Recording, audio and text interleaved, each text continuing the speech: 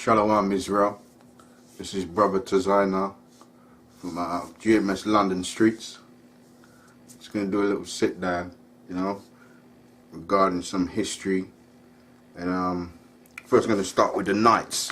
You know the knights of the Round Table, King Arthur. Got a little docket here regarding the knights. This is Saint Maurice. Yeah, he was a knight. Let's have a look. I've got a book here. It's called African Presence in Early Europe. It's by Ivan van Sertimore. It goes off somewhat, but you got to pick the bones out of it. It says here. I'm gonna read this first. It says here, Black Knights of the Round Table: the real story of King Arthur. And it says here, the original knights of England were black, including the knights of King Arthur's Round Table. That's why they are called knights, after the night or darkness of their skin. The myths and origins were also African. Weren't African, it was Israelites, yeah? We know that because it tells you that we're the sons of Shem, we're not the sons of Ham. Bible Dictionary tells you that. And it says here, the Round Table is really the zodiac, yeah, but more on this later. It says here, have you ever really wondered what it means by the Dark Ages? We know what it means. It means that dark people ruled at that time. Okay, and it says it's where they ripped out the pages of our history. That's true. We are the knights of the Round Table. Yeah, and I've got a little something here which shows you. That's the knights of the Round Table. And it says here, King Arthur, yeah, Lancelot, Percival, Degor, Bedivere, Kay, Galahad, Bors, Gawain, Tristan, and Bruno, and Hector. And if you count it, 1, 2, 3, 4, 5, 6, 7, 8, 9, 10, 11, 12. So it's on that 12, that vibration of the 12 tribes, you see? So we know these mans was on a dark tip, you know what I mean? So this man's, telling these lies once again. The Bible tells you that he's as soon as he be born, speaking lies. You know what I mean? Anyway, let's read a bit more on these knights. And it says here, it says, we are the knights of the Round Table. And it says here, King Arthur, and it goes into some Egypt bullshit. It says Orisis and Osar, some bullshit. And it says here, you may try to kill and destroy me, but you'll never destroy the ideas of Camelot. Kemet, that's bullshit as well. Don't mean Kemet. And it says here, here's the history. Any comprehensive account of the African presence in early Europe should include England. And I got that here. This is African early presence in Europe. Ivan van Sertimore, yeah? And it says, should include England, Ireland, Scotland, Wales and Scandinavia. The history and legends of Scotland confirm the existence of purely black people. We're seeing one of them, it's lucky it says black people. We see one of them in the persons of Kenneth the Niger. That term Niger, yeah, means black. During the 10th century, Kenneth the Niger ruled over 3 provinces in the Scottish Highlands. Okay, and I got a book by Dave McRitchie, what can confirm that the Negroes ruled Scotland. It says here, these 2 volumes work of Scottish history historian Dave McRitchie, 1951 to 1925, first published in 1884 and long out of print until now, almost impossible to find except in a few libraries. You know why, innit? Yeah. And it says here, is, when viewed from the black perspective, among the most important books ever written. Its impact upon blacks will be as profound as the books of Gerald Massey and Godfrey Higgins. The two volumes take us from blacks in iniquity up to the 19th century in Britain, right? Because we ruled England up into the 19th century. We ruled Russia up into the 19th century. And it says here, in the progress, we meet with descriptions of ancient Britons by Claudius, Pliny, Tacitus, and others, describing the latter as nimble-footed black Moors.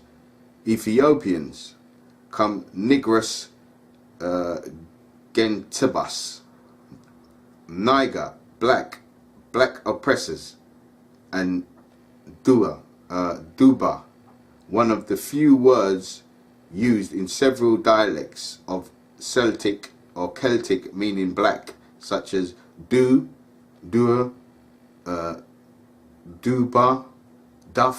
Duffy. The author makes it clear that some of the most ancient and important Scottish clans, including MacDouglas and MacDowells, MacDowells, had names that tell us that Negroes were the progenitor of these clans. Just like Braveheart, that was our people. William Wallace, he had braids in his hair, man. And it says here, the author provides us with a long list of surnames that he states were those of people with people with black roots, and includes King Arthur. We just had him at the round table with the rest of his clan, with the rest of his brethren, and Alpine, founder of the Royal Scottish line that includes Macbeth. You know, Macbeth wrote all them plays. Duncan, both of whom MacRitchie believed to be Negroes. And this is a white man that wrote this book. It's a white man, Dave MacRitchie. You know what I mean? That goes to, let's get that out of the Bible. What it said in the Bible about that? Let's get to Isaiah. I think it's Isaiah 64. Isaiah 64. I think it's 6. Isaiah 64 and 8. No, it's Isaiah 68 and 4.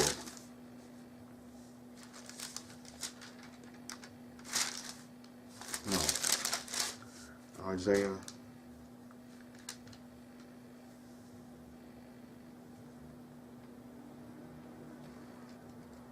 64.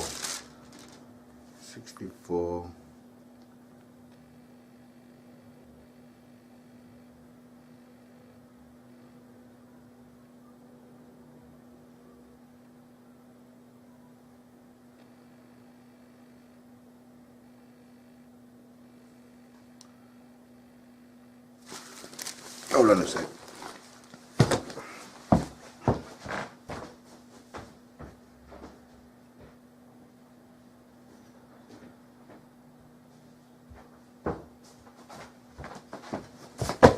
Salakia. It's Psalms, isn't it? Psalm 64 and 8. Let's get it. Psalms 64 and 8. And it reads, So they shall make their own tongue to fall upon themselves, and all that see them shall flee away. Right, so it says there, they'll make their own tongue. Right, that's Psalm 64 and 8. So they shall make their own tongue to fall upon themselves. Right, and that's what Dave MacRitchie, yeah, he's a so-called Edomite. It might be Jake, you never know. He's saying here, he said, says in the back here about the Scottish clans, and it says here, both of whom MacRitchie believed to be Negroes. How can it be otherwise, considering that black son Kenneth MacAlpine took the Pictish bride to be the mother of his progeny. In the words of the author, let it once be understood that the Picts of history were black Moors.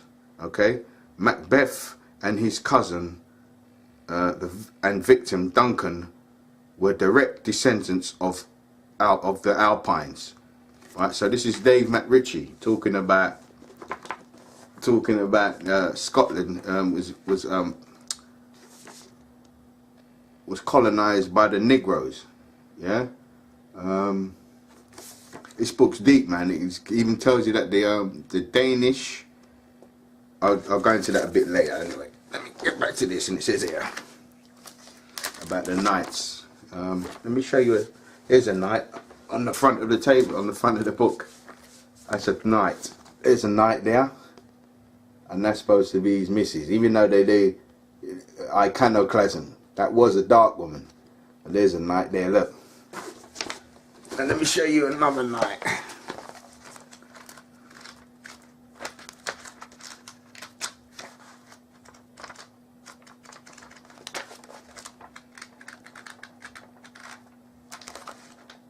Yeah, that's this chap there. That's that knight there, Saint Maurice. I'm going to read about him here. It says here, that's him there, Saint Maurice. Yeah, this is out of that book, African Presence in Early Europe. It should be Israelite Presence in Early Europe. Yeah, and this book now, it's gone up to about £80–100 now. I've got it for 40 quid. See, so they want to hide the truth, you see, because they don't expect a Negro to pay that much for a book, you see. Damn devils. That's why I can't wait to get them in slavery. Anyway, it says here, Mauritius the Moor. Yeah, that's what they say, Mauritius the Moor. It says, better known in Europe as Saint Maurice. And the saints are the Israelites, according to, Psalms 149 and 14. Yeah? And, 55, 50 and 5. Gather my saints together with me, you know. Gather my saints together. We made a covenant, yeah. So the saints are the Israelites. So it says here, better known in Europe as Saint Maurice. The painting stands 7.5 foot high times 5.25 foot wide, and it demonstrates the impact the Moors had on medieval Europe, dated 17th century. So that's 17th century. That's 17th century artwork, man. Saint Maurice there, you see him? Saint Maurice with the halo, you know what I mean? And you got the devil here wearing the Dagon, the fish god, you know? Dagon, wearing the Dagon, the fish god. You know what I mean? That's what the devil's about, you see? Alright. Let's read on, and it says here. Any comprehensive account of the African presence in early Europe should include England, Ireland, Scotland, Wales and Scandinavia. The history and legends of Scotland confirm the existence of purely black people. Was seen one of them in the persons of Kenneth the Niger. During the 10th century, Kenneth the Niger ruled over 3 provinces in Scotland in the Scottish Highlands. Yeah? And it says here, legends around the world from Ireland to Japan speak of the earliest inhabitants of their land as being small blacks or dark dwarfs. I don't know about that, but it's colour and you know, blacks. We know it was blacks. The original Irish leprechauns were in fact pygmies. Could be true. The ancient Egyptians spoke of the Twa people, small brown men, who were early inhabitants on Earth, presenting and fascinating account of Lemuria and Atlantis. Alright, and it says here, spoke of 12 people, small brown, were the early inhabitants of the Earth. And if you know, it goes to it's kind of Bible, it talks about that. Genesis 2 and 7 talks about that. Let's get that.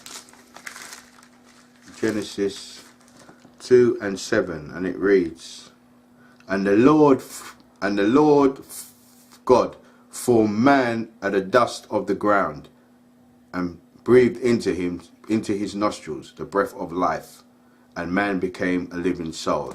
So it tells you that it says that the early apprentice of man was dark skinned, and the Bible confirms that. And it says here, the Lord God formed man of the dust of the ground, and breathed into his nostrils the breath of life. That was the law, statutes and commandments. And man became a living soul. Okay, read on.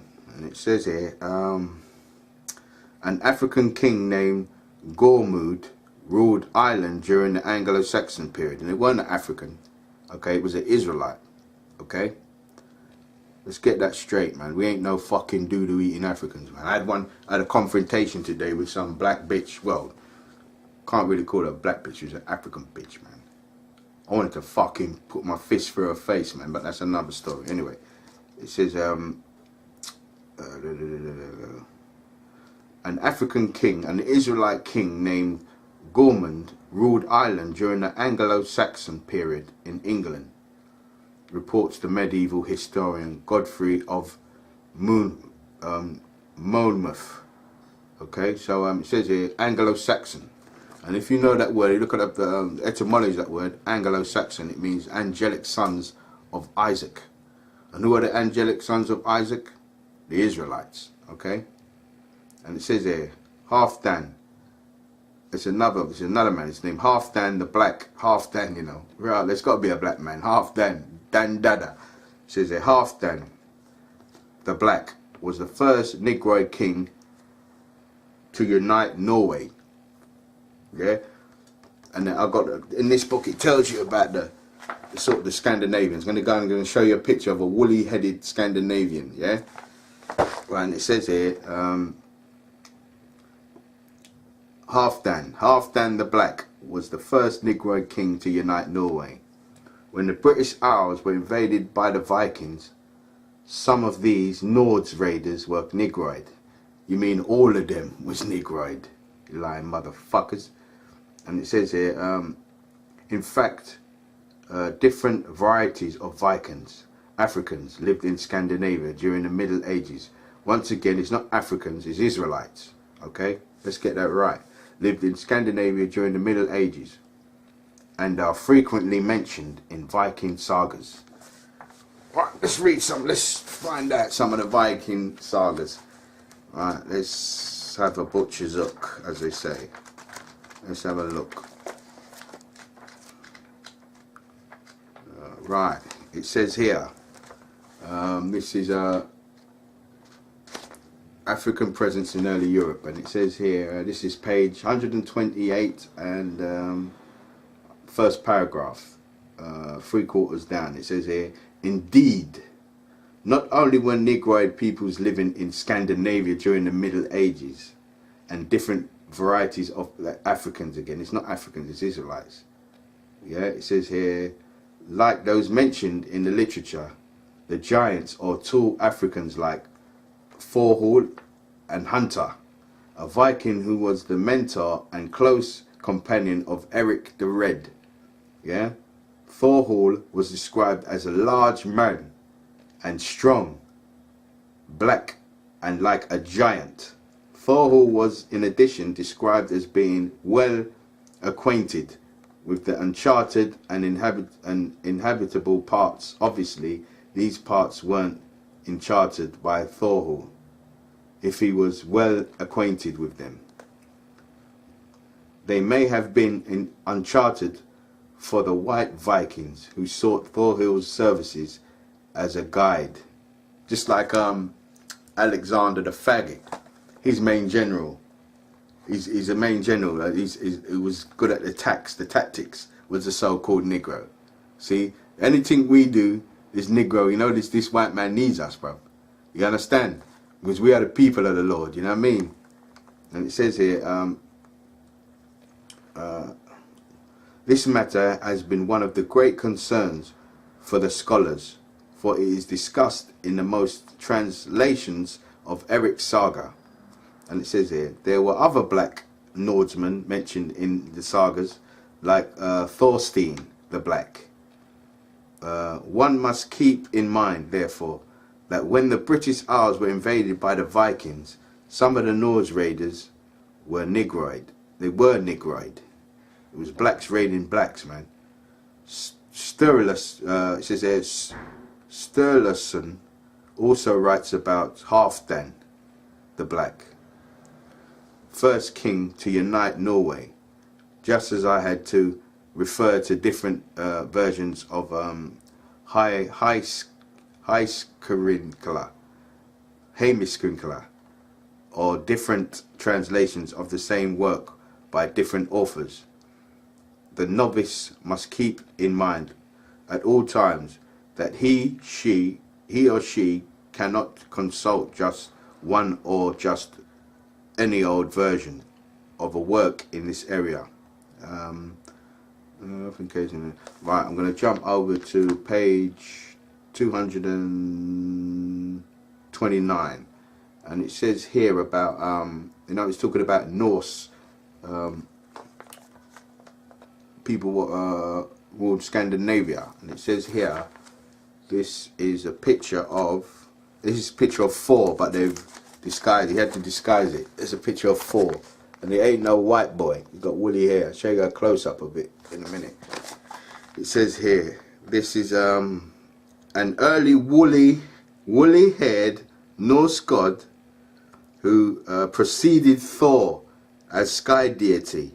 This image was found at Torslanda on the Baltic island of Åland, and dated from the 6th century AD.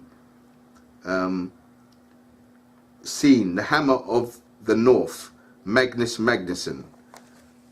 Yeah, I'll get a better picture for you, show you Negroid.